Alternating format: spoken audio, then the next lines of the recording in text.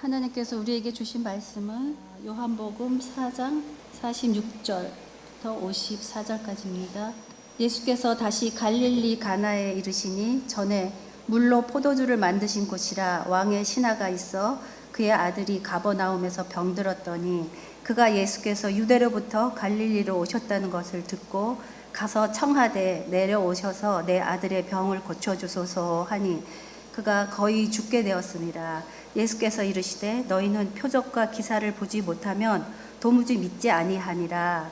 신하가 이르되 주여 내 아이가 죽기 전에 내려오소서. 예수께서 이르시되 가라 네 아들이 살아있다 하시니 그 사람이 예수께서 하신 말씀을 믿고 가더니 내려가는 길에서 그 종들이 오다가 만나서 아이가 살아있다 하거늘 그 낫기 시작한 때를 물은즉 어제 7시에 열기가 떨어졌나이다 하는지라. 그의 아버지가 예수께서 네 아들이 살아있다 말씀하신 그때인 줄을 알고 자기와 그 온 집안이 다 믿으니라. 이것은 예수께서 유대에서 갈릴리로 오신 후에 행하신 두 번째 표적이니라. 아멘. 오늘은 살리시는 예수님이라는 제목으로 우리 하나님 말씀을 함께 나누도록 하겠습니다. 지금 세계적으로 굉장히 좀 어지러운 시대입니다. 지금 이스라엘을 중심으로 지금 굉장히 급박하게 지금 한시가 이렇게 초를 다투는 그러한 지금 시간 가운데 걷고 있지 않나 싶습니다. 이제 이스라엘 입장에서는 테러 단체 수장이었던 것 같고요. 그 사람을 이제 이스라엘 입장에서 이제 암살을 한 거죠. 이제 적군의 수장을. 그런데 이제 또 이제 아랍 계열 쪽에서는 굉장히 큰 지도자 중 한 명이었던 것 같습니다. 그래서 지금 이라라든가 여러 국가에서 이스라엘에게 보복을 하겠다라고 지금 이야기를 하고 있고, 미국에서도 그것을 대응하기 위해서 항공모함이라든가 군대가 지금 굉장히 많은 군대들이 이동을 하고 있습니다. 그게 지금 현재 일어나고 있는 일입니다. 사실은 여기서 미사일이 오고 가기 시작하면 어찌 보면 이제 3차 세계대전이 정말로 벌어질 수도 있는 그런 무대가 만들어져 버렸습니다. 그런데 여러분들 마지막 때가 될수록 더욱더 어떻게 해야 된다 그랬죠? 더욱더 말씀 앞에 우리 주님의 말씀 가운데로 서나가시기를 바랍니다. 여러분들 3층이 더 아마 뜨거운 공기가 위로 올라가서 더우실 거예요. 그래서 가급적 아래로 내려오시면 여름에는 조금 더 낫지 않을까 싶습니다. 하지만 이런 어려움 가운데서도 유럽에서 지금 프랑스에서 어떤 일이 일어나고 있죠? 그나마 조금 여러분들 여러 가지 응원을 하면서 기쁨을 좀 경험하지 않나 싶습니다. 지금 파리에서 프랑스 올림픽이 진행 중에 있습니다. 그런데 여러분들 시간을 아끼는 방법을 알려드리도록 할까요? 30분짜리 경기도요. 조금만 참으셨다 그 다음날 9시에 뉴스를 보시면 15초 만에 이렇게 결과를 동심 파괴범입니다. 우리가 단순히 결과를 보기 위해서 스포츠를 보는 것은 아니죠. 그러한 가운데 이제 우리나라 같은 민족 같은 나라이기 때문에 우리나라 선수를 우리가 응원하기도 하고 마치 내일인 것처럼 우리가 손에 힘을 주고 땀을 흘려가면서 막 잘하기 위해서 응원하기도 하고 또 실수를 하기도 하면 마치 내일인 것처럼 안타까워하기도 합니다. 여러분들 단순히 스포츠뿐만 아니라 정말 오늘 이 예배가 주님의 마음과 내 마음이 하나가 되어지는 그 감동이 있는 자리, 정말 주님께서 손을 주실 때 우리도 함께 손을 주며 안타까울 수 있고 주님께서 기뻐하실 때 우리도 함께 기뻐할 수 있는 그 자리가 되기를 축복드리겠습니다. 오늘 말씀 내용은 그렇게 어렵지 않습니다. 여러분들 잘 알고는 있을 텐데요. 배경을 먼저 말씀을 드리면 예수님께서 유다에서 이제 갈릴리 가나라는 지역으로 이동을 하게 됩니다. 갈릴리 가나라는 곳은 가버나움이라는 그 도시와 약 30km 정도 떨어진 곳입니다. 가버나움이라는 곳은요, 우리가 잘 알고 있는 제자 마태죠. 세리로 마태가 일했던 곳이기도 하고요. 그리고 우리가 잘 알고 있는 믿음의 사람 백부장, 로마 사람이지만 그 믿음을 예수님에게 칭찬받았던 그 백부장의 사건이 등장하는 배경이기도 합니다. 또한 베드로의 장모가 아파서 누워있을 때 예수님께서 고쳐주셨던 이 사건의 배경이기도 하고요. 그리고 또 예수님께서 말씀을 전하실 때 그 지인들이 이제 중풍병자를 어깨에 메고 와서 지붕을 뜯고 예수님에게 드리움으로 그 중풍병자가 고침을 받게 되는 놀라운 사건, 그 기적과 이적을 보게 되었던 그 사건의 배경이 바로 가버나움이라는 곳입니다. 가버나움에는 로마의 군대가 자주 상주를 하였다라고 해요. 그래서 세관들도 많았고, 또한 우리가 알고 있는 백부장이 등장할 수 있는 배경도 그곳에 로마의 군인들이 많이 거주를 하였기 때문에 그렇다라고 합니다. 또한 오늘 우리가 볼 수 있는 사건은요, 그에 의해서 또 하나의 기적의 사건이 있죠. 약 30km 떨어져 있는 가나라는 곳에 예수님이 방문을 하셨는데, 가버나움이라는 곳에서 살고 있는 왕의 신하가 등장을 합니다. 그런데 이 왕의 신하가 자기의 아들이 죽을 상황에 지금 놓인 거예요. 병에 걸렸는데 누구도 고치지를 못한 거예요. 그 문제를 가지고 지금 30km 떨어진 곳 가나에 예수님이 오셨다라는 이야기를 듣고 불이 나게 아버지가 달려갔을 것입니다. 왜 그랬을까요? 여러분들, 왕의 신하라는 게 무슨 명칭일까요? 다른 명칭이 등장을 하질 않아요. 부자다, 어떤 사람이다 등장을 하진 않고 그냥 왕의 신하. 왕의 신하란 말이 무슨 말입니까? 다시 말해서 계급이 낮은 신분의 관료가 아니라라는 것이죠. 왕의 신하란 말은 내 위에 지금 왕 외에는 내가 남에게 고개 숙일 일이 없는 사람이에요. 다른 말로 하면 굉장히 높은 고위직에 있는 사람임을 지금 나타내고 있다라는 것입니다. 그런데 이 왕의 신하가 자기 아들이 병이 들었습니다. 그러면 누구에게 가야 돼요? 의원을 부를 수도 있고요, 왕을 통해서 어떠한 권력을 휘두를 수도 있어요. 그런데 예수님을 찾아요. 왜 그럴까요? 왕도 고칠 수 없기 때문에, 누구도 고칠 수 없는 병이고 지금 아들은 죽어가고 있기 때문에. 여러분들, 우리 주님께는 능치 못함이 없습니다. 사람에게는 능치 못함이 있고 어려움이 있고 중하가 가볍고 또 경하고 이런 것들이 나눠지지만, 하나님께는, 또 예수님께는 말씀으로 모든 것을 이루시는 분, 말씀으로 고치시는 분, 말씀으로 해결하시는 분, 우리 주님의 입술에서 나오는 말씀은 그대로 이루어짐을 여러분들 믿고 나아가는 자리가 되기를 간절히 축복드리겠습니다. 그런데 이 사건을 어느 학자들은 이제 마태복음 8장과 누가복음 7장에 나오는 백부장 이야기와 동일한 사건이 아니겠는가라고 바라보는 학자들도 있더라라는 거예요. 그래서 같은 사건인가, 정말 같은 사건인가, 그리고 이렇게 살펴봤는데 차이점을 발견을 했습니다. 먼저 말씀을 한번 읽어보도록 하겠습니다. 백부장 사건입니다. 마태복음 8장 8절과 9절 함께 봅니다. 시작. 백부장이 대답하여 이르되 주여, 내 집에 들어오심을 나는 감당하지 못하겠사오니 다만 말씀으로만 하옵소서. 그러면 내 하인이 낫겠사옵나이다. 나도 남의 수하에 있는 사람이요, 내 아래에도 군사가 있으니 이더러 가라 하면 가고 저더러 오라 하면 오고 내 종더러 이것을 하라 하면 하나이다. 아멘. 백부장은 지금 이제 하인이 아파요. 아들이 아니죠. 하인이 아파서 백부장이 나옵니다. 대단한 믿음의 사람입니다. 그런데 일단 요 믿음이라는 걸 살짝 빼놓고 이제 정황만 보도록 할게요. 오늘 본문 말씀 중 한 절입니다. 요한복음 4장 47절입니다. 시작. 그가 예수께서 유대로부터 갈릴리로 오셨다는 것을 듣고 가서 청하되 내려오셔서 내 아들의 병을 고쳐주소서 하니 그가 거의 죽게 되었습니다. 아멘. 무슨 말입니까? 지금 이 왕의 신하에 누가 아픈 거예요? 아들이 아픈 거예요. 근데 곧 죽게 생겼대요. 병에 걸려가지고 지금 헐떡헐떡거려요. 30km면 어느 정도 걸릴까요? 1리가 4km인가요? 심리가 4km. 그러면 굉장히 30km면 70, 80리 정도 그 정도 되는 것 같습니다. 맞습니까? 앞에 서니까 당황해가지고 지금 산수가 안 되고 있습니다. 알아서 집에서 계산해 보시기 바랍니다. 자, 근데 이 정도를 걸어가려면 어느 정도 걸릴까요? 못해도 아무리 빨리 걸어도 반나절 이상 걸릴 거예요. 말을 타고 갔다라면 어느 정도 걸릴까요? 예수님을 모시러 갔어요. 선생님을 모시러 갔어요. 그러면 아마 왕의 신하면 마차도 데리고 가지고 갔을 것 같아요. 시간이 결코 아무리 서둘러도 반나절 이상 걸렸을 것 같습니다. 상황을 보며 예수님의 말씀을 듣고 돌아올 때 그 다음날 돌아오면서 중간에 종을 만나게 되는 모습을 보게 돼요. 다시 말해서 결코 아프니까 지금 달려가서 5분 10분 만에 해결할 수 있는 거리는 아니었다라는 거예요. 아버지는 마음이 급합니다. 그리고 막 미친 듯이 달려갔을 것 같아요. 그리고 나서 뭐라고 하죠? 내려오셔서, 다시 말해서 가버나움으로 오셔서 내 아들을 고쳐주시옵소서라고 외치고 있다라는 거예요. 여기에서 상황을 봤더니 어때요? 백부장은 누가 아파요? 하인이 아파요. 소중한 하인이에요. 아무리 소중해도 예수님과 대화할 때 뭐라 그러죠?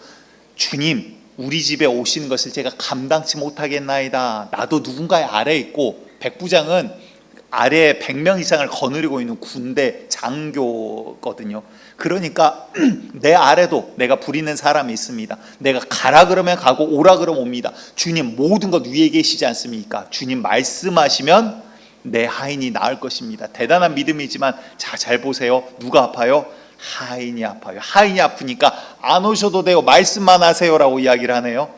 근데 오늘 주인공은 어떻게 됩니까? 아들이 아프니까 뭐라 그래요? 어서 오시옵소서, 어서 오시옵소서. 자세가 완전히 다르더라라는 거예요. 여러분들, 그런데 이게 그냥 우스갯소리로 넘어갈 게 아니라, 물론 백부장은 대단한 믿음의 사람입니다. 물론 이렇게 바라볼 수 없는 사람이에요. 그런데 우리가 기도할 때 어때요? 우리는 백부장과 같은 믿음이 없어요. 믿음이 없는데도 어떻게 기도해요? 백부장과 같이 기도해요. 아니요, 오실 필요 없어요. 점잖하게 말씀만 하셔도 됩니다. 아, 거룩하신 하나님, 내가 한 주간 이렇게 살았습니다. 한 주간 지켜보아하심을 감사합니다. 굉장히 우리는 사실 하나님 앞에 나가면서 체면을 차리면서 나가요. 여러분들, 우리의 밑바닥을 나보다 더 잘 아시는 분은 우리 주님이세요. 하나님 앞에 나아갈 때 우리는 체면 차리는 관계가 아닙니다. 체면 차릴 수 있는 존재가 아니에요. 여러분들, 하나님 앞에 나아갈 때는 다른 것 아니라 정말 내 아들이 죽을 고비에 있는 것처럼 하나님 앞에 간절함으로 주의 이름을 부르짖는 교회 되기를 간절히 축복합니다. 무슨 말입니까? 우리가 주님 앞에 나아갈 때 다른 것 때문에 우리가 발목 잡혀서는 안 되는 거예요. 정말 바닥에 나뒹구셔도 괜찮아요. 정말 안에 쏙 터지는 일이 있고 주님 앞에 정말 호소할 수밖에 없는 일이 있다라면 사람 신경 쓰지 마세요. 마음껏 기도하기 위해 주님이 주신 공간이 교회라는 거예요. 아멘. 여러분들, 주님 앞에 정말 바디메오처럼, 다윗의 아들 예수여, 눈이 보이지 않습니다. 예수가 지나가는 소리가 들려요. 다윗의 아들 예수여, 그 발걸음을 멈춰 세우기 위해서 미친 듯이 부르짖습니다. 사람들이 입을 막아요. 더 소리 지릅니다. 제자들이 와서 입을 막아요. 더 소리쳐 이르되 다윗의 아들 예수여. 여러분들, 체면이 어디 있어요? 내 문제가 지금 내 앞에 있는데, 내 생명이 지금 내 앞에 있는데 예수님의 발목을 붙잡는 자 되시기 바랍니다. 혈루병 걸린 여인이 뭐라고 합니까? 부정해요. 사람들 앞에 있으면 돌로 맞을지도 몰라요. 그런데 그 사이를 파고듭니다. 왜? 그 예수의 옷자락을 내가 잡기만 해도 이 병이 나을 텐데 그 안에 믿음이 생기거든요. 여러분들, 주님의 그 옷자락을 붙잡는 자 되시기 바랍니다. 주님의 발걸음을 뒤돌리게 만드는 자, 돌아보게 만드는 자, 그 바디메오와 같은 자 되시기를 축복드립니다. 죽게 된 아들을 둔 아버지와 같은 자, 주님께 구하는 자 되시기를 간절히 축복합니다. 여러분들 잘 아시는 그 탤런트 연기자입니다. 김수미라는 연기자인데요. 그런데 이분이 이제 지금 예수님을 만나고 이제 몇 년 안 됐어요. 이제 뭐 한 4년, 5년 되신 것 같아요.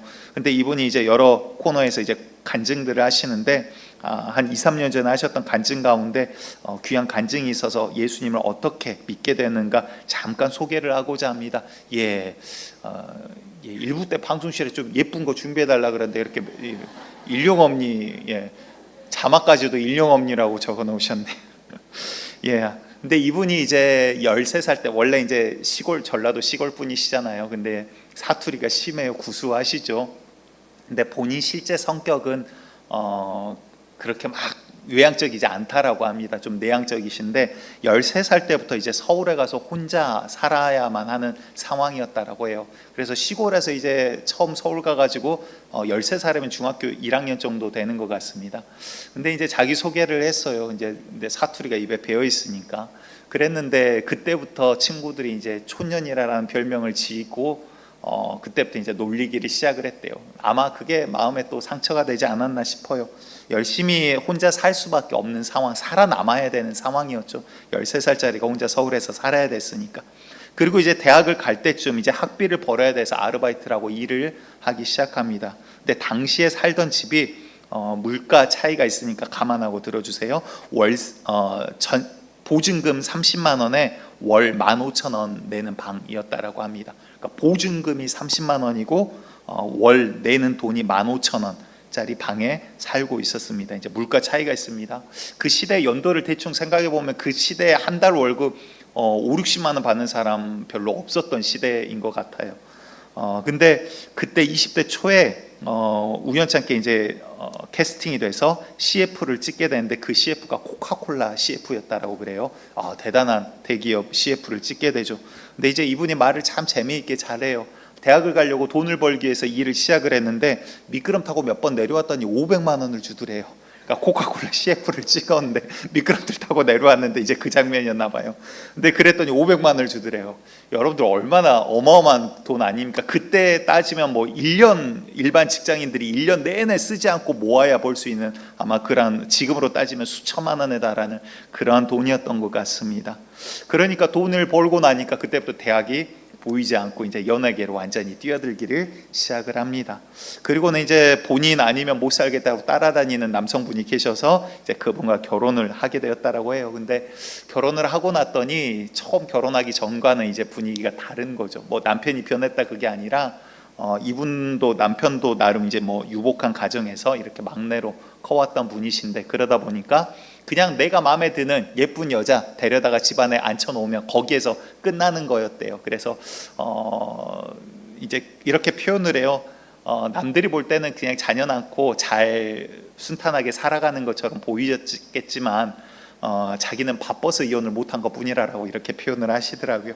근데 치열하게 살아갈 때는 바쁘게 살아갈 때는 자기 그러니까 내면의 속사람이죠. 사람이 아픈지를 몰랐대요. 근데 이제 조금 편안해지고 여유가 생기니까 13살 때부터 그렇게 치열하게 살아왔던 속사람이 골마왔던 이 고름이 이제 터지기 시작한 거예요. 원인은 알지 못하고 이제 공황장애와 두려움에 휩싸이기 시작합니다. 그리고 밤길을 아예 나가지를 못한대요. 스태프들이 뭐 영화를 찍었다 뭐를 했다 밤에 뭐 회식합니다 뭐 합니다. 아무것도 참여를 못한대요. 밤에 돌아다니지를 못한대요. 그리고는 밤이 되면 심장이 뛰기 시작하고 공황장애와 우울증 증상들을 보이기 시작을 합니다. 그래서 매니저 오랫동안 수십 년을 함께했던 매니저분이 언니 그거 정신병인 것 같아요. 병원 가보세요라는 그런 권면을 받고 이제 이런 길들도 찾아보기 시작을 합니다. 근데 밤에 그렇게 무서워서 떨다가 잠이 들면 아침에 눈을 뜨면 괜찮아야 되는데 아침에 막 심장이 벌렁벌렁 해가지고 눈을 뜬대요. 그러니까 밤도 아니고 아침에 마음을 진정시키려고 그때부터 소주를 반 병씩 그냥 벌컥벌컥 들이마시기 시작을 했다랍니다. 그리고는 뭐 담배도 피고 그러니까 사람은 점점 몸도 망가져가고 속사람은 이미 망가져 있는 상태이지요. 그런데 그런 상태로 수년이 지나다 보니까 자연히 이제 알코올 중독까지 되게 됩니다. 그런 상황 가운데서 하와이에서 오신 어떤 관계인지는 제가 잘 모르겠습니다. 강주미라는 권사님이 그렇게 다가와서 이야기를 하셨대요. 김수미 자매님, 제가 자매님 술을 끊으실 수 있도록 제가 오늘부터 100일 기도 들어가겠습니다 라고 이야기를 했대요. 그래서 뭐 기도해 준다라고 하니까 그렇게 하시라고 그러셨대요. 그런데 어느 날 한참 지났는데 어느 날 술 마시려고 술병을 잡았는데 마치 이게 귀신 보는 것처럼 뜨거운 것을 마치 들었던 것처럼 자기도 모르게 깜짝 놀라면서 술병을 확 던지게 됐더래요. 그리고 나서는 그날 전화가 왔대요. 이 강주미 권사님이란 분한테 100일로 안 돼서 오늘 제가 두 번째 100일 기도 마치는 날입니다 라고 전화가 왔대요. 그리고 나서는 그때 이제 간증을 할 때 술을 끊고 한 2, 3년 됐던 때예요. 지금까지 전혀 술의 유혹이 없습니다. 단 한 번도 입에 대지 않습니다 라고 이야기를 하면서 하나님 살아계시다는 이야기를 하시더라고요. 그래서 야 진짜 하나님 살아계시구나, 예수님 기도 들으시는구나, 그래서 예수님을 그때부터 믿기 교회를 다니기 시작을 했다라고 이야기를 합니다. 그러면서 이야기를 해요. 지금은 십자가 앞에서 하나님 이렇게 기도해요 하면서 기도문을 쭉 이야기를 하시더라고요. 그리고는 그 이야기를 해요. 그 전에 주변에서 수도 없이 예수님 믿자 교회 가자 그랬는데 왜 내가 빨리 예수님 믿지 않았을까, 그게 지금은 자기가 너무나도 아깝대요. 얼마 전에 CTS였나요? 제가 얼른 채널이 기억이 안 납니다. 나와서 이야기를 하는데 얼굴이 그렇게 밝아요. 막 생글생글하면서 막 미소가 그치지를 않아요. 그러면서 하는 말씀이 있어요. 예수 믿으니까 심간이 편해요. 이제 두려움이 없어요 라는 이야기를 너무 기뻐하면서 해요. 그러면서 그분 얼굴만 보고 있어도 막 저도 함께 미소가 지어지더라고요. 여러분, 예수님 살아계십니다. 예수님께는 능치 못함이 없습니다. 그분께서는 우리의 기도를 듣고 계십니다. 오늘 이 자리도요 주님께서 함께 계세요. 내 이름으로 너희가 모이는 그곳에 내가 함께하리라 약속하여 주셨기에 말씀대로 하시는 주님, 말씀대로 이 자리에 영광 받으실 그 주님 함께 계심을 여러분들 믿으시기를 축복합니다. 오늘 말씀 가운데 여러분들 기억하셔야 될 것은요, 첫 번째, 우리 예수님께는 능치 못함이 없으시다라는 거예요. 무슨 말일까요? 우리 사람에게는 이거는 어려워, 이거는 확률이 적어, 뭐 예를 들어 췌장암이야, 야 생존 확률이 5% 미만이래, 야 이거는 거의 의사가 손 못 대는 거야. 우리 주님께는 어려움이 없어요. 말씀하시면 말씀대로 그대로 이루어질 줄을 믿습니다. 우리 주님은 여기에서 어떤 병이다, 왕의 신하의 이 아들이 어떤 병으로 지금 죽을 위기 가운데 있다, 말이 나와 있질 않아요. 왜? 중요하지 않거든요. 우리 주님 말씀하시면 그대로 이루어진다라는 것을 여러분들 기억하시기 바랍니다. 그 믿음이 우리 가운데 먼저 있기를 축복드립니다. 그런데 예수님께서 예수님 앞에 나온 이 왕의 신하가 내려오셔서 가버나움으로 오셔서 내 아들을, 지금 죽게 된 내 아들을 고쳐주시옵소서, 내 아들의 병을 고쳐주시옵소서, 내 아들이 지금 죽게 되었나이다 라고 이야기하실 때 예수님께서 오케이 가자 이러시지 않으세요. 아니면 내가 그래 말할 테니 너는 믿고 돌아가라 이런 이야기도 하지 않으세요. 전혀 엉뚱한 다른 이야기를 하십니다. 오늘 본문 48절을 제가 보도록 하겠습니다. 와서 고쳐달라고 이 왕의 신하가 간청을 합니다. 그랬더니 예수님께서 말씀하시죠. 예수께서 이르시되 너희는 표적과 기사를 보지 못하면 도무지 믿지 아니하리라 라고 이야기를 하십니다. 아니 병을 고쳐달라 그랬는데 너 왜 믿지 않니? 라는 이야기를 하고 있더라라는 거예요. 여러분들 그 이야기 기억을 하실 거예요. 귀신 들린 아들, 이 아들을 고치기 위해서 예수님께 나온 아버지의 모습이 있습니다. 변화산상에 올라가셔서 환상 가운데 모세와 엘리야를 이렇게 환상 가운데 보고 내려오는 가운데 있죠. 그 가운데 그 귀신 들린 아들을 데리고 아버지가 왔습니다. 제자들에게 간청을 해요. 내 아들을 살려주시옵소서, 어떻게든 하실 수 있거든 구해주시옵소서. 귀신이 어려서부터 이 아들을 죽이려고 불에도 물에도 던집니다. 그런데 제자들이 해결을 못해요. 예수님이 내려왔습니다. 예수님 앞에 가서 이제 다시 한번 간청을 하는 거예요. 선생님, 무엇이든지 하실 수 있거든 내 아들을 어떻게 좀 해주세요 라고 간청을 해요. 그랬더니 예수님이 고쳐주시나요? 고쳐주시는데 그냥 안 고쳐주세요. 예수님 뭔가 의도함이 있으신 것 같아요. 그 부분은 우리 말씀을 함께 읽어보도록 하겠습니다. 마가복음 9장 22절에서 24절 함께 봅니다. 시작. 귀신이 그를 죽이려고 불과 물에 자주 던졌나이다. 그러나 무엇을 하실 수 있거든 우리를 불쌍히 여기사 도와주옵소서. 예수께서 이르시되 할 수 있거든이 무슨 말이냐, 믿는 자에게는 능하지 못할 일이 없느니라 하시니 곧 그 아이의 아버지가 소리를 질러 이르되 내가 믿나이다. 나의 믿음 없는 것을 도와주소서 하더라. 아멘. 무슨 말입니까? 예수님께서 뭔가를 지금 요구를 하세요. 야, 할 수 있거든 무슨 말이냐, 믿는 자에게 능치 못함이 없느니라. 그러니까 눈치가 이 아버지가 빨라요. 내 믿음 없는 것을 불쌍히 보시옵소서. 내가 믿습니다. 입으로 막 선포하기 시작하는 거예요. 오늘 나오는 왕의 신하에게도요, 예수님께서 뭔가를 지금 요구하시는 것 같아요. 그냥 가서 고쳐주겠다 이게 아니라 너희는 도무지 표적과 기사를 보지 아니하면 믿지 아니하리라 라고 이야기를 하고 계십니다. 다시 말해 무슨 말일까요? 여러분들 기억하시기 바랍니다. 예수님께서 지금 하시는 것은요, 병 고쳐주시기 위해 오셨습니까? 아니요, 병도 고쳐주시지만 그게 목적이 아니에요. 무엇을 하시기 오신 거예요? 예수님께서는요, 살리시기 위해 오신 예수님인 것을 기억하시기 바랍니다. 예수님은요, 오늘도 지금 우리 가운데 죽어있는 자를 살리기를 원하고 계시다라는 것입니다. 여러분들 살린다는 게 무슨 말입니까? 무엇을 살려요? 나는 살아있는데 바리새인들이 예수님의 말씀을 알아듣지를 못해요. 공부 많이 한 학자 교수들이 알아듣지를 못해요. 왜요? 육으로 생각을 하니까. 육을 살린단 말이 아니라 예수님의 포커스는 어디 있어요? 눈앞에 보이는 문제, 죽은 나사로를 살렸습니다. 그런데 지금 살아있나요? 2024년 살아있나요? 아니요, 그 육은 죽었어요. 여러분들 오늘 왕의 신하의 아들을 고쳤습니다. 그런데 이 아들이 지금까지 살아있나요? 2024년? 아니요, 어차피 100년 살지 못하고 죽어요. 그런데 병 고침이 무슨 의미가 있냐라는 거예요. 주님께서 이런 기적과 이사 표적들을 왜 행하고 계시냐는 거예요. 우리에게 오늘 말씀하시고 요구하신 것들이 무엇이냐라는 것입니다. 여러분들, 우리 주님은 살리기 위해 기적과 이사를 행하시고요, 살리기 위해 기도를 들어주시지 않기도 하고요, 살리기 위해 회초리를 드시기도 하고요, 살리기 위해 눈물로 기다리시기도 하고, 살리기 위해 십자가에 달리셨다라는 것입니다. 누구를? 바로 나를 살리기 위해서, 우리를 살리기 위해서, 여기 계신 우리 노은교회를 살리기 위해서 주님은 오늘도 일하고 계시다는 사실을 기억하시기 바랍니다. 다시 말해서 오늘 이 아버지에게 이야기합니다. 네 아들이 살아있다. 이 말은 무슨 말이에요? 네 영혼을 살리라 이 말이에요. 내가 네 영혼을 살리기를 원한다. 네 아들과 네 가정을 내가 살리기를 원한다. 살리기를 원하시는 주님, 나보다 나를 더 살리기를 원하시는 주님, 우리 주님의 마음을 오늘 알아가기를 원합니다. 우리가 잘 아는 탕자 이야기가 성경에 나옵니다. 큰 부자에게 두 아들이 있습니다. 첫째 아들과 둘째 아들이 있는데요, 둘째 아들이 탕자로 이제 등장을 하죠.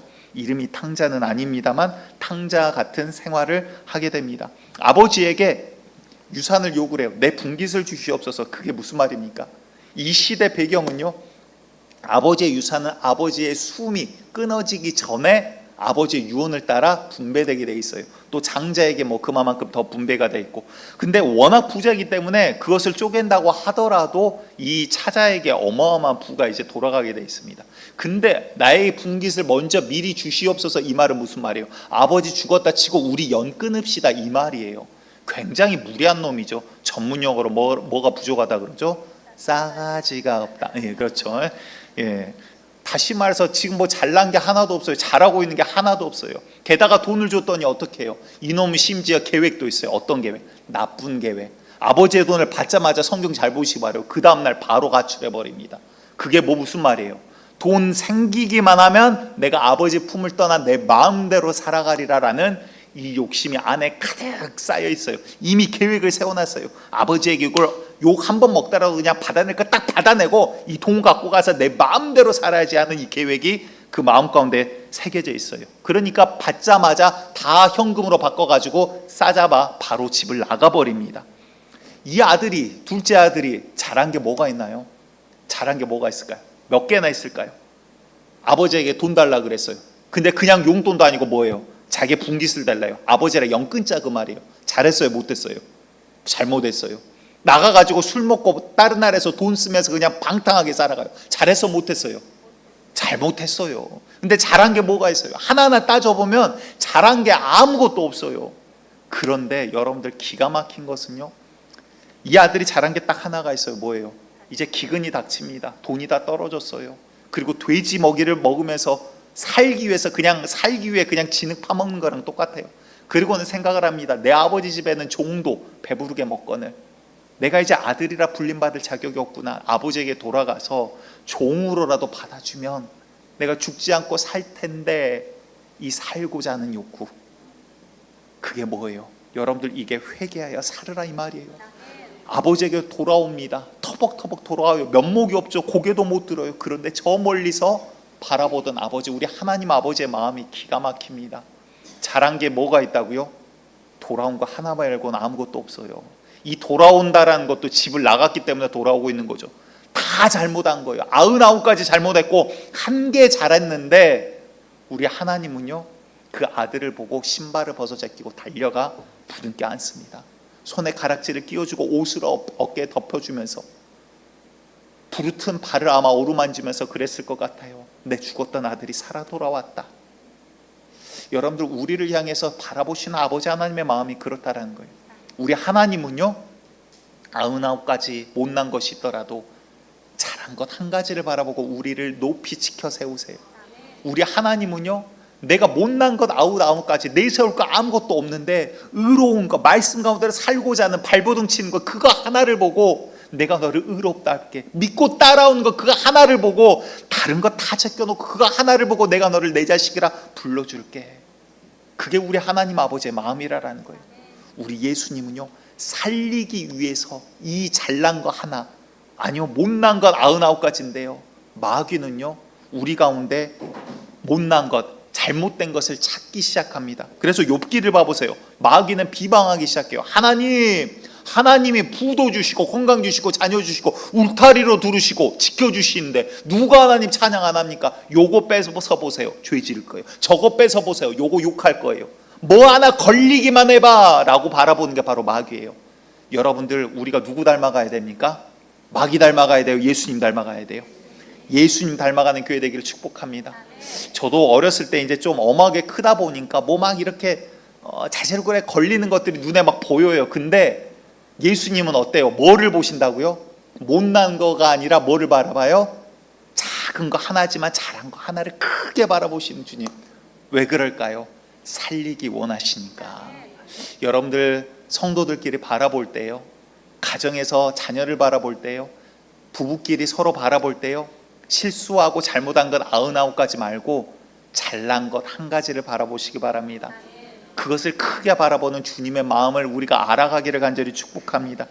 왜 그럴까요? 왜 못난 이 죄인, 주님 앞에 섰을 때 원수 같은 놈, 하나님 배신하고 떠났던 이 죄 덩어리, 죄 장아찌 같은 놈을 바라볼 때 그 가운데 선한 것 하나를 크게 보실까요? 주님의 마음은요, 우리보다 우리를 더 오늘도 살리기를 원하신다는 거예요. 주님께서는 살으라 살으라 살으라 오늘도 말씀하고 계시다는 거예요. 마태복음을 비롯해서 사도복음서를 보면 기적과 이사들을 칭할 때 어디에서는 기적, 이사 이런 표현들을 쓰는데, 오늘 이 요한복음에서는요 뭐라고 말씀하시냐면 표적과 기사라고 표현을 하고 있어요. 표적이라는 말은 무슨 말입니까? 이 자체가 목적이 아니에요. 표적은 화살표예요. 무엇인가를 지금 가리키고 있는 거예요. 무엇을 가리키고 있을까요? 주님께서는 병 고치는 게 지금 목적이 아니에요. 이 왕의 신하의 아들을 고치는 것 주님께는 어렵지 않아요. 우리가 볼 때 야, 이거 의학이 손 못 댄다더라, 이거 어렵다더라, 이거 못 고친다더라. 주님께는 그 병이 그다지 어려운 병이 아니에요. 말씀하시면 그대로 되는 병이에요. 그대로 고쳐지는 병이에요. 그런데 주님께서도 왜 무엇 때문에 이것들을 행하실까? 주님의 마음이 뭐라고요? 우리를 뭐하기 위해? 살리시기 위해, 살리기 위해 이들에게 기적과 이사도 보여주시고요, 살리기 위해 오히려 그들을 꾸짖기도 하시고요, 살리기 위해 그들을 품기도 하시고, 살리기 위해 계속 주님께서 우리에게 오늘도 말씀하고 계시더라라는 거예요. 그런데 더 놀라운 사건은요, 이 왕의 신하가 살고 있는 가버나움이라는 곳에서 앞에 말씀드렸다시피 수많은 기적과 이사들을 예수님께서 행하셨어요. 예루살렘뿐만 아니라 유다 땅뿐만 아니라 이 가버나움에서 예수님께서 이 수많은 기적과 이사, 표적들을 행하셨는데 가버나움은 회개하지 않는 도시예요. 저주받은 도시예요. 마태복음 11장 23, 24절을 함께 보도록 합니다. 가버나움에 대해서 하시는 말씀입니다. 시작. 가버나움아, 내가 하늘에까지 높아지겠느냐? 음부에까지 낮아지리라. 내게 행한 모든 권능을 소돔에서 행하였더라면 그 성이 오늘까지 있었으리라. 내가 너희에게 이르노니 심판날에 소돔 땅이 너보다 견디기 쉬우리라 하시니라. 무슨 말입니까? 가버나움에서 행하는 이 기적과 이적, 야, 내가 이걸 소돔과 고모라에서 행했으면 그 땅이 회개하고 돌아왔을 거야. 근데 너희는 지금 이거를 보고도 회개하지 않아. 보여줘도 회개하지 않아. 예수님의 진짜 목적은 뭐예요? 그들을 뭐 하는 것? 살리는 것. 우리를 향해서 하시는 주님의 말씀의 목적은 뭐예요? 살으라 이 말이에요. 살으라. 나는 너희를 살리기를 원한다 이 말이에요. 기적과 이사 보여줄게, 살으라. 아니, 이거는 내가 줄 수 없는 건 줄 수 없어. 왜? 줬다가는 죽게 생겼으니까. 그래서 여러분들 기도가 내 뜻대로 되어지지 않는 이유가 거기 있는 거예요. 정욕으로 잘못 구하기 때문에. 아니, 구하지 않아서, 혹은 정욕으로 잘못 구해서. 하지만 그 원인이 뭐예요? 주님의 뜻과 하나 되어 구하는 것이 아니라 뭐예요? 주님의 뜻과 내 뜻이 전혀 다르기 때문에 자꾸 기도가 어긋나기 시작하는 것입니다. 여러분들, 내 뜻대로 우리 주님께서 다 들어주신 다음에 세상이 어떻게 될까요? 성경에서는 이렇게 말씀하십니다. 요한복음 6장 40절을 봤더니 내 아버지의 뜻은 아들을 보고 믿는 자마다 영생을 얻는 이것이니 마지막 날에 내가 이를 다시 살리리라 하시니라. 다시 말해서 아버지의 마음은 뭐예요? 우리를 예수 그리스도를 통해서 믿는 자들을 살리기 원하는, 사는 길, 유일한 길, 오직 예수 그리스도를 우리에게 주신 목적과 이유. 예수님의 마음도 동일하게 우리를 살리시기 위하여 오늘 우리에게 말씀을 하고 계시다라는 것입니다. 다시 말해 지금 이에게 이야기하죠. 예수님이 왕의 신하에게 말씀하십니다. 네 아들이 살아있다. 이 말은 무슨 말이에요? 네 믿음을 소유하라. 네 영혼을 살리라. 네 가정을 살리라. 너희 주변을 살리라. 오직 예수 안으로 돌아오라. 오직 하나님 안으로 돌아오라. 회개하라라는 음성이라라는 것입니다. 여러분들 주의 음성이 오늘 들리는 자리가 되기를 간절히 축복드립니다. 왜 그럴까요?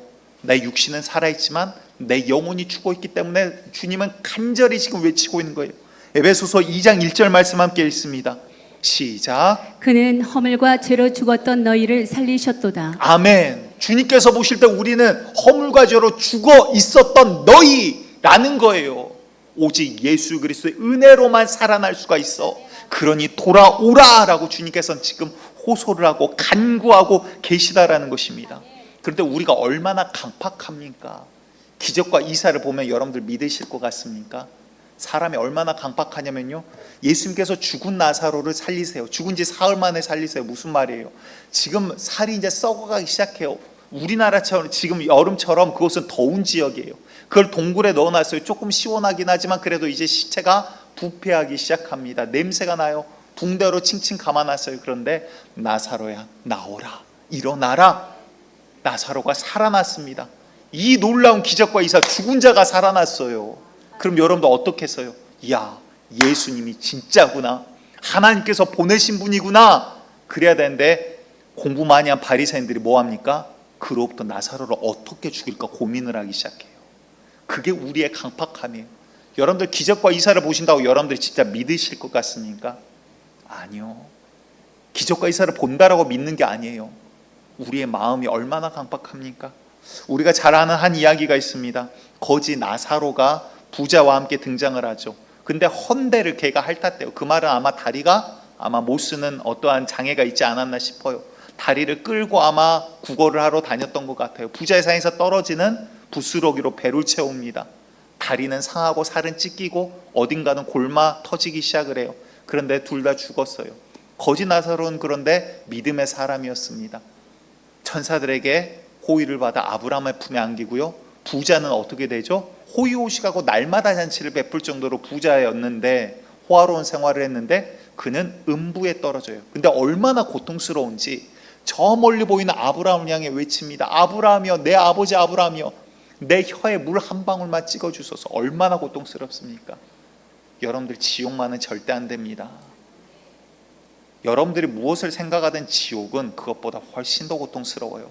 그 고통은 영원히 끝나지 않아요.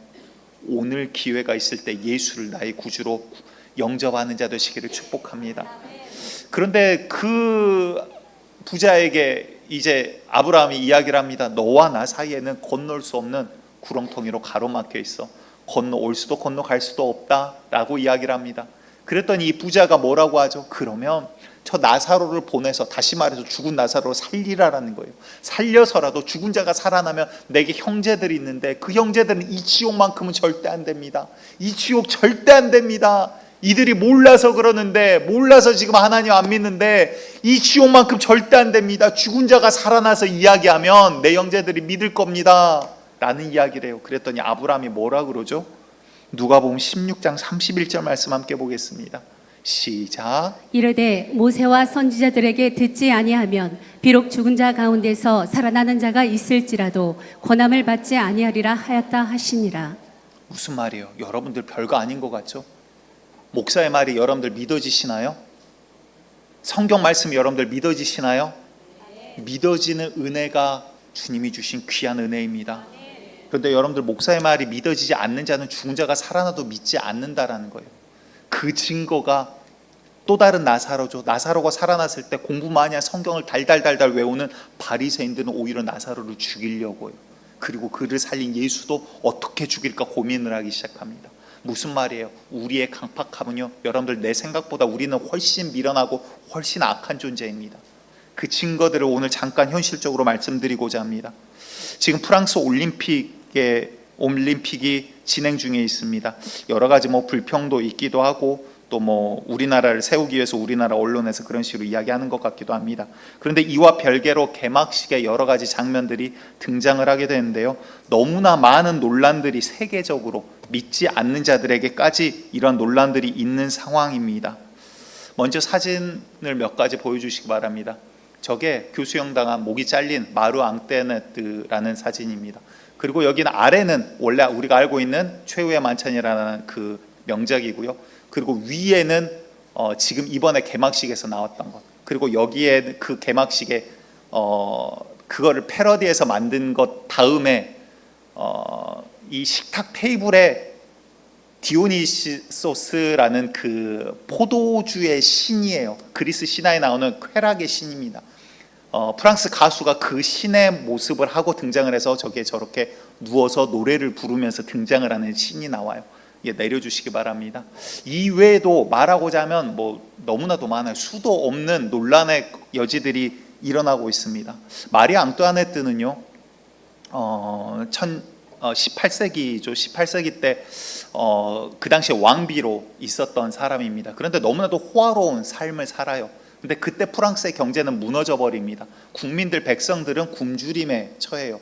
그러면서 이제 반란이 일어나고요. 프랑스 혁명이 1789년에 일어납니다. 프랑스 혁명 당시에 무엇이 일어납니까? 그 다음에 여러 가지 죄명을 씌워가지고 마리 앙뚜아네트의 목을 쳐요. 그런데 그 죄명은 하나도 사실은 없어요.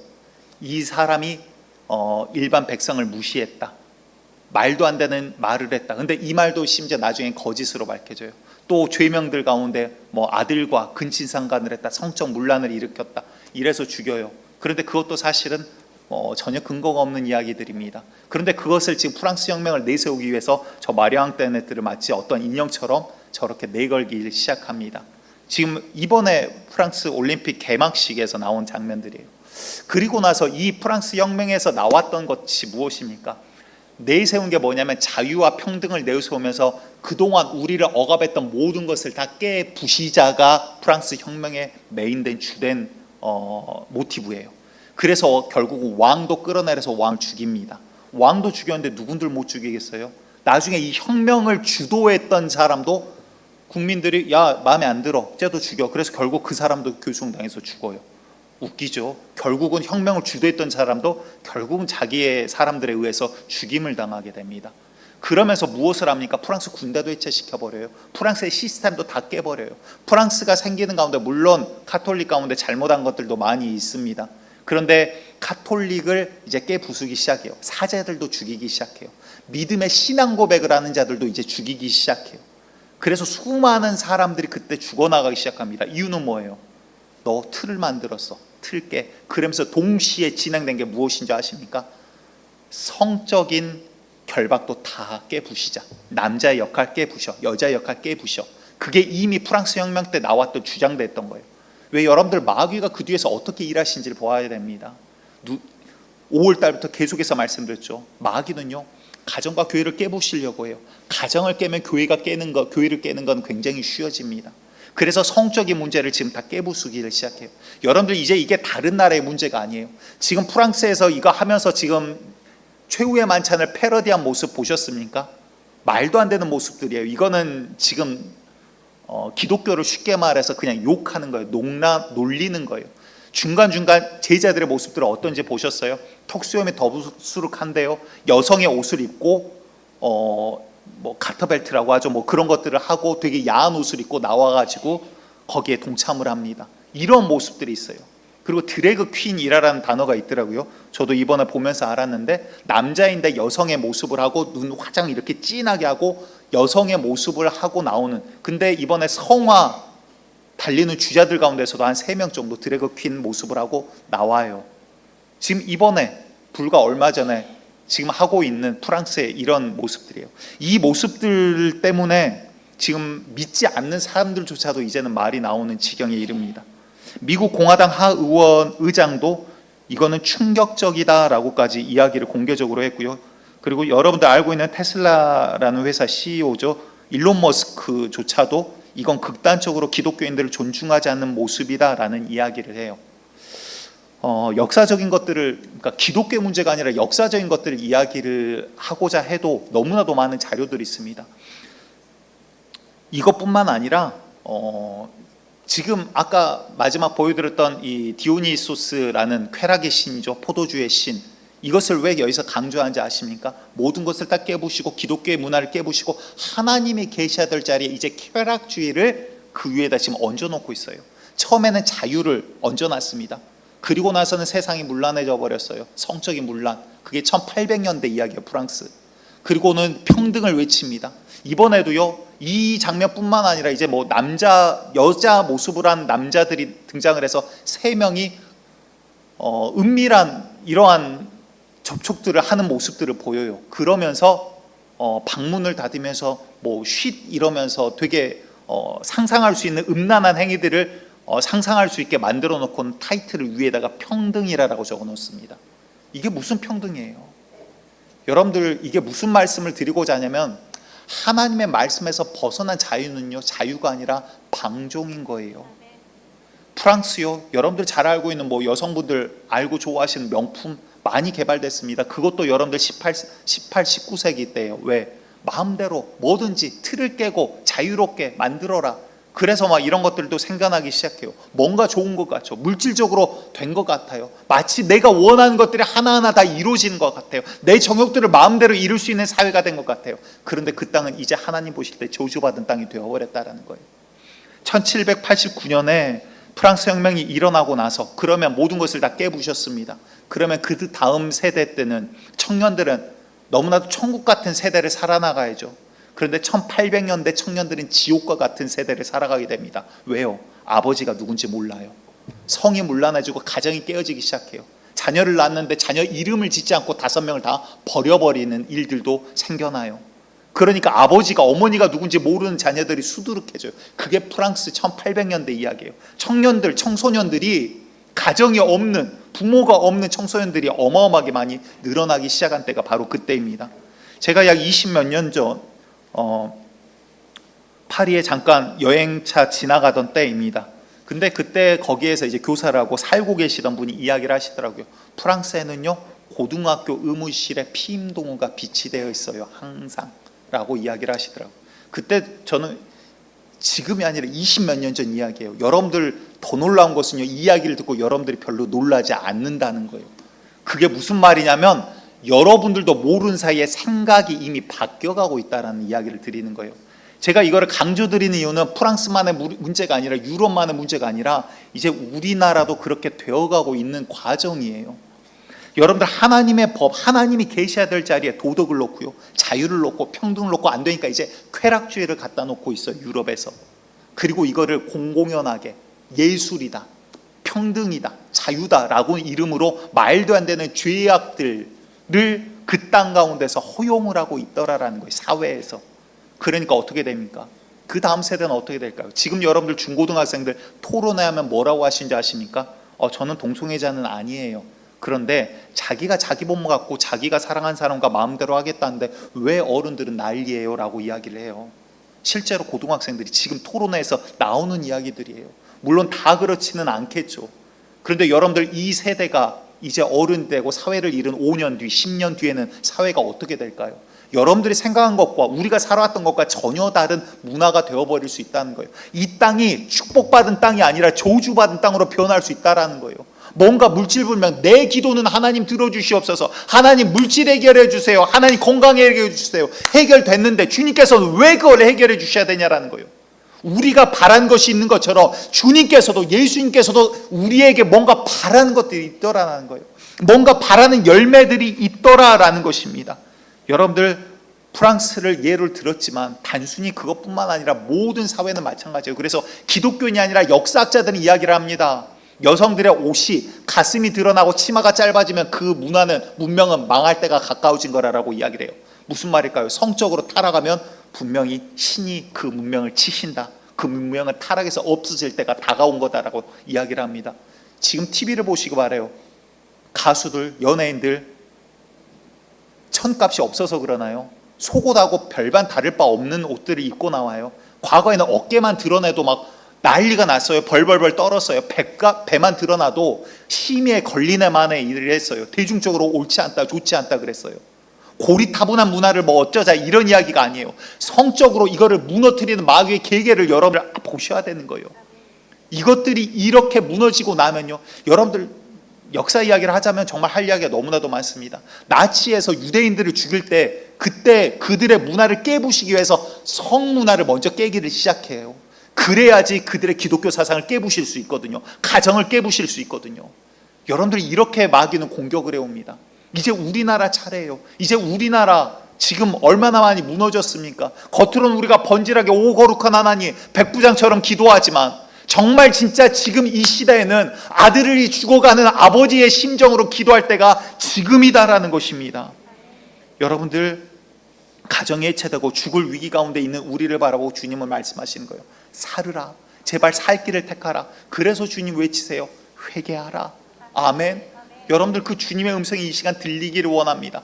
돌이키라. 교만을 버리라. 주님 앞에 엎드리라. 세상이 아니라 말씀 앞으로 돌아오라.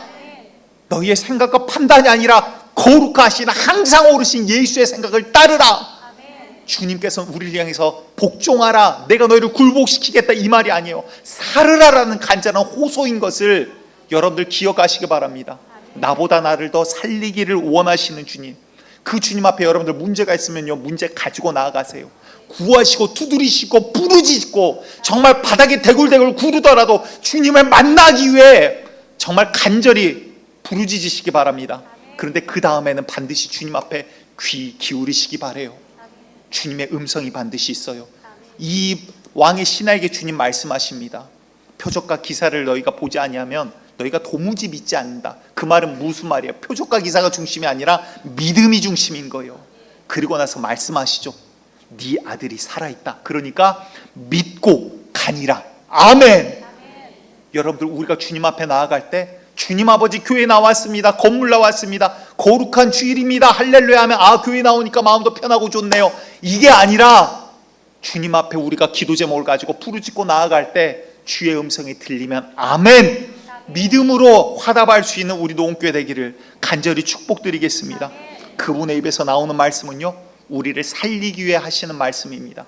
그분은 신뢰할 만하고 믿으신 분이에요. 믿을 만한 분이에요. 나보다 나를 더 잘 알고 이 모든 만물을 창조하신 분이고 인도하시고 결론을 정하시는 분이 우리 예수님이에요. 그분이 인도하신 분이 가장 선한 길인 것을 우리가 의지하시기 바랍니다. 그분의 입에서 회개하라 그럼 뭐라 그래야 돼요? 아멘. 그분의 입에서 너는 교만하니 엎드리라 그럼 뭐라 그래야 돼요? 아멘. 그분께서 나와 함께 가자 그럼 뭐라 그래야 돼요? 아멘. 여러분들 우리 노은의 성도들 입에 아멘이 끝이지 않는 교회 되기를 다시 한번 축복드리겠습니다. 디모데전서 2장 4절과 5절을 봤더니 하나님은 모든 사람이 구원을 받으며 진리를 아는 데 이르기를 원하시느니라. 하나님은 한 분이시요 또 하나님과 사람 사이에 중보자도 한 분이시니 곧 사람이신 그리스도 예수라. 다시 말해 무슨 말일까요? 우리 예수님은 우리를 살리기 위해 중보하는 자가 하나님 아버지 저놈 죽여요 그러시겠어요? 우리 예수님은요 하나님 아버지께 우리를 위해서 대신 기도하고 계신 분이에요. 하나님 이자 버리지 마시옵소서. 포기하지 마시옵소서. 한 해만 더 두고 보시죠. 아버지 이자 돌이킬 때까지 한 해만 더 두고 보시죠. 그 증거가 어디 있습니까? 누가복음 13장 6절 이하에 나오는 무화과 나무와 포도원 지기 이야기를 제가 빠르게 성경 보도록 하겠습니다. 이에 비유로 말씀하시니 한 사람이 포도원에 무화과 나무를 심은 것이 있더니 와서 그 열매를 구하였으나 얻지 못한지라. 포도원 지기에게 이르되 내가 3년을 와서 이 무화과 나무에서 열매를 구하되 얻지 못하니 찍어버리라. 어찌 땅만 버리게 하겠느냐. 자, 주인은요 무화과 나무를 심을 때 기대하는 것이 있어요. 우리가 주님에게 기도 제목을 구하는 것처럼 주님께서 우리에게 응답하실 때 우리에게 기대하는 것들이 있다라고요. 그런데 기대하는 것을 얻지 못하면 주인 입장에서는 무익한 나무예요. 굳이 이 땅을 그 나무가 차지하고 있게 하고 있을 이유가 없어요. 다시 말해서 여러분들 이거 중요한 비유입니다. 내가 잎사귀를 엄청 무성해요. 남들이 볼 때는 풍성한 것 같은데 열매가 없어요. 여러분들 그거 주님 보실 때 무익한 자라는 말이에요. 이 이야기가 뭐에 나오냐면 이 바로 앞에 너희도 회개하지 아니하면 그와 같이 멸망당하리라. 그 이야기를 하고 나서 이야기를 하는 거예요. 다시 말해 회개하라. 다른 말로 하면 무슨 말이에요? 살으라. 제발 살으라. 살 길을 택하라. 그러자 포도원 지기가 우리 예수님입니다. 이분이 뭐라고 이야기하십니까? 대답하여 이르되 주인이여 금년에도 그대로 두소서. 내가 두루 파고 거름을 줄이니 이후에 만일 열매가 열면 좋거니와 그렇지 않으면 찍어버리소서 하였다 하시니라. 우리 주님은요 우리보다 우리가 더 열매 맺기를 원하세요. 우리가 회개하고 주님 앞으로 돌아오기를 원하세요. 우리가 주의 말씀 앞에 서나가기를 우리보다 더 원하세요. 왜? 병 고치는 거 별거 아니에요. 주님 앞에 물질의 문제 해결하는 거 별거 아니에요. 주님 앞에 주님이 진짜 지금 바라보고 계신 거는요, 우리의 영혼이 오늘 살아나는 일이에요. 하나님의 그 살으라는 간절한 호소가 이 시간 우리 가운데 들리기를 간절히 축복드리겠습니다. 주님의 의도는 문제를 뛰어넘어 이 문제가 아니라 우리의 영원히 주님의 영광 가운데 있기를 원하시는, 믿음 안에 거하라, 회개하라, 돌아오라, 세상의 죄악을 끊어버리라, 주의 말씀 가운데로 나와 함께 걷자. 다시 말해서 한마디로 제발 살으라. 주님의 말씀 가운데 거니시기를 간절히 축복드리겠습니다. 이 시간 우리 아까 불렀던 찬양이죠. 나는 믿네라는 찬양인데요, 여러분들 정말 우리가 원하는 대로 내 기도 제목, 내 앞에 있는 문제 짜잔하고 해결되면 얼마나 좋겠습니까? 저도 그래요. 기도할 때 하나님 이거 해결해 주세요. 하나님 성도 아픕니다. 그냥 성경에서 주님 하셨던 것처럼 그냥 벌떡 일으켜 세워주세요. 그렇게 기도할 때도 있어요. 하나님 이런 문제 있습니다. 마음에 이런 문제 있습니다. 하나님 그냥 차라리 잊어버리게 해주시고 마술과 같이 짜잔해 주세요. 저조차도 그래요. 그런데 주님이 원하시는 건 뭐예요? 이런 것들을 허락하심으로 인해서 우리를 진짜 살리기를 원하세요. 겉에 꺼죽을 살리기를 원하는 게 아니라 우리의 영혼을 살리기를 원하신 주님, 내 뜻대로 되지 않더라도 우리 예수님이 인도하신 길이 가장 선하신 길임을 신뢰하며 이 시간 이 찬양으로 나아가기를 원합니다. 내게 허락하신 시련을 통해, 내게 허락하신 시련을 통해 나의 믿음 더욱 강하게, 나의 믿음 더욱 강하게 자라나고, 험한 산과 골짜기, 험한 산과 골짜기 지나는 동안 주께 더 가까이 나르리.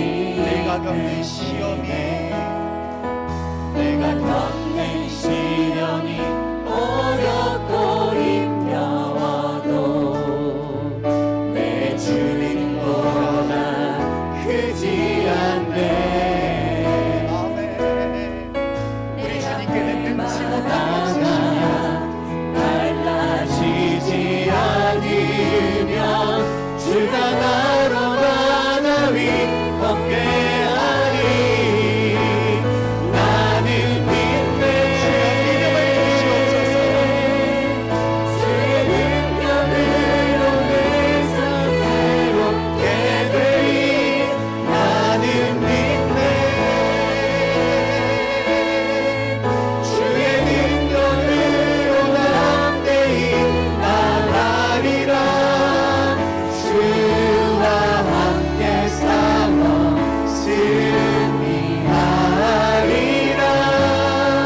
날마다 처음부터 다시 한번 고백합니다. 내게 허락하신 시련을 통해, 내게 허락하신 시련을 우리의 삶 가운데 어려움이 있는 줄 압니다. 나의 믿음 이 어려움을 가지고 주님 앞에 나아가시기 바랍니다.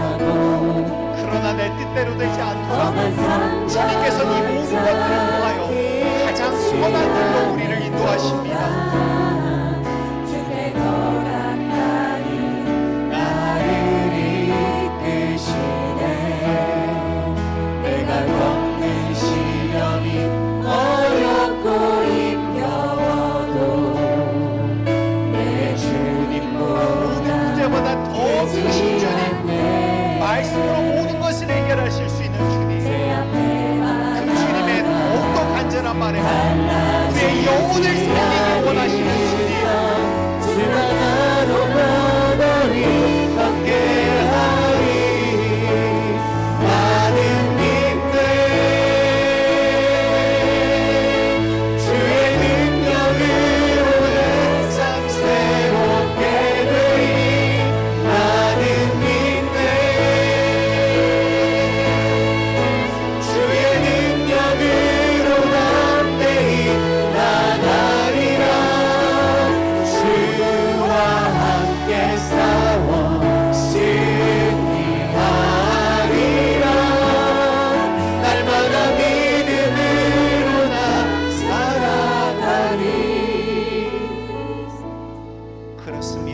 우리의 삶 가운데 여러 가지 어려움이 있습니다. 여러분들 주님께서 기도하라라고 우리에게 허락하신 기도 제목이에요.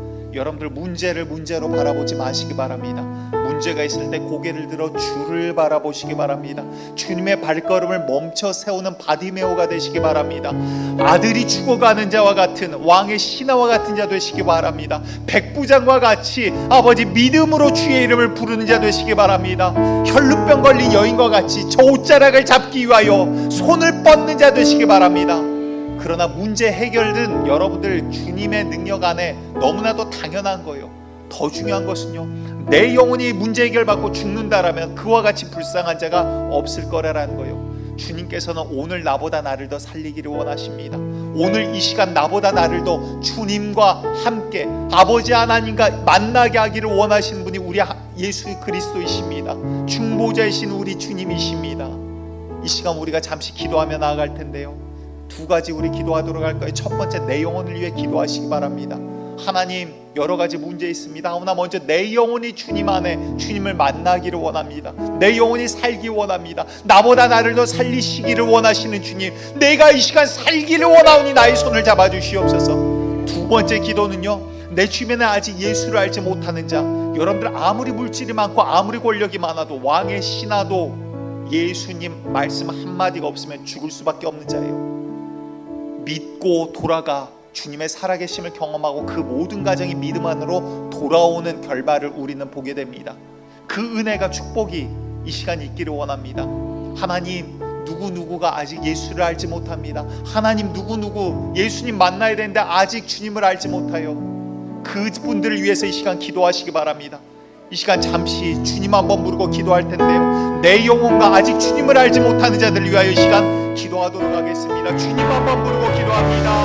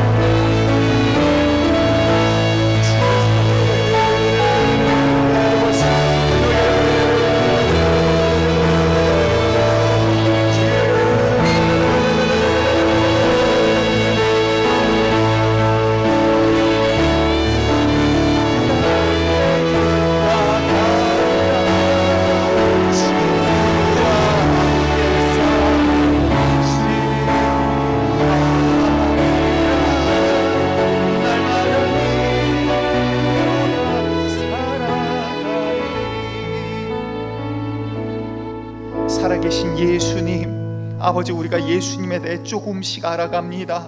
아버지, 무한하신 예수님, 우리가 평생 알아도 다 알 수 없는 분이 예수님이십니다. 아버지, 정말 나보다 나를 더 살리기를 원하시는 주님, 아버지, 살리시는 예수님을 만나기 원합니다. 아버지, 주님께서 어찌하여 나의 기도를 들어주시지 아니하신지, 하나님 어찌하여 주께서 나에게 기도거리를 주시는지, 하나님 어찌하여 나에게 실현을 허락하시는지, 아버지, 나는 알지 못하오나 그러나 내가 확신할 수 있는 것, 우리 예수님 인도하는 길이 최고의 길이요 가장 선한 길임을 이 시간 선포하고 고백합니다. 주님 아버지, 우리가 주님을 찾지 못하여, 부르짖지 아니하여, 구하지 아니하여, 정말 그 옷자락을 붙잡지 아니하여 주님의 음성을 듣지 못하였습니다.